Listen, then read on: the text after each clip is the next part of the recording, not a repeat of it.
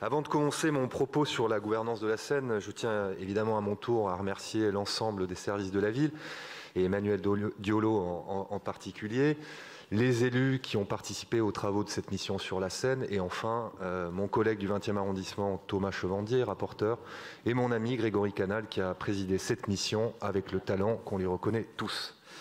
Le constat unanime que l'on fait en évoquant la question de la gouvernance de la Seine, c'est évidemment qu'il s'agit d'une gouvernance complexe et d'une gouvernance qui constitue un énième millefeuille administratif.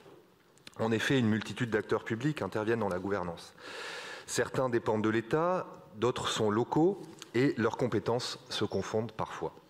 La mission a donc auditionné l'ensemble de ces acteurs pour mieux appréhender la véritable stratification que constitue la gouvernance de la Seine.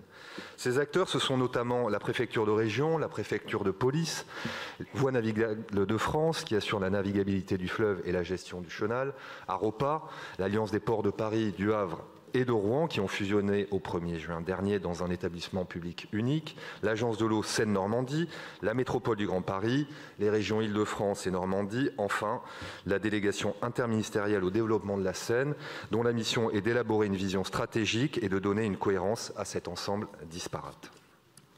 La mission n'a néanmoins pas souhaité proposer un schéma de gouvernance alternatif, notamment en raison de la multiplicité de ces acteurs et des difficultés juridiques qui dépassent largement le seul cadre parisien et ses compétences. C'est donc une démarche pratique et pragmatique qui a guidé les travaux de la mission. Une démarche qui a permis à ces nombreux acteurs de mesurer les attentes des élus parisiens et de prendre en considération que la Seine devait être appréhendée comme une politique publique autonome. Grégory Canal l'a rappelé tout à l'heure. Au cours des différentes auditions, nous avons donc pu obtenir un consensus de la part de ces acteurs afin qu'ils développent davantage de synergies qui permettront d'assurer une meilleure cohérence et une meilleure lisibilité. Cet automne, certains élus avaient souhaité doter la Seine d'une personnalité juridique, idée reprise par M. l'adjoint Dan Lert. La plupart des intervenants et des experts n'ont pas jugé cette proposition pertinente et la mission l'a donc écartée. En effet, quels auraient été les représentants de ce nouveau sujet de droit et surtout en quoi aurait-il été légitime, sans même évoquer la complexité supplémentaire qui aurait été ajoutée. La mission d'information a préféré formuler des propositions visant à améliorer la représentativité des collectivités locales, en particulier dans la gouvernance du nouvel ensemble AROPA, Madame la maire de Paris en a parlé tout à l'heure, où la ville de Paris est très mal représentée puisqu'elle ne figure plus au conseil d'administration, contrairement à celui du port autonome de Paris.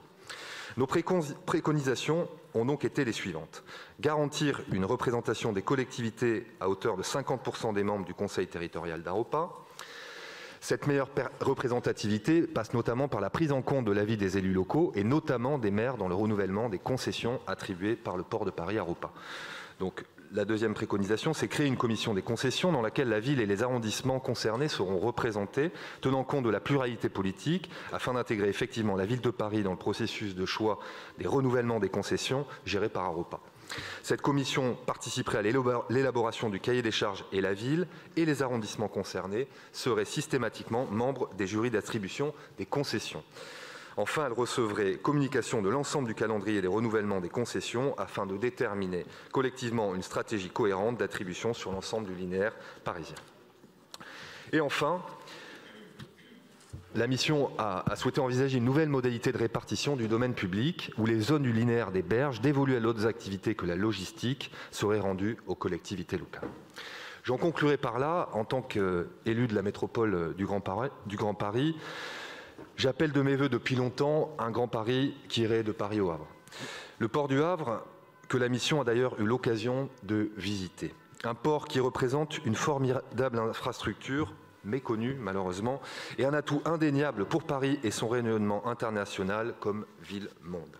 Un port qu'il faudra absolument valoriser et sur lequel Paris devra s'appuyer. Je vous remercie Madame la maire.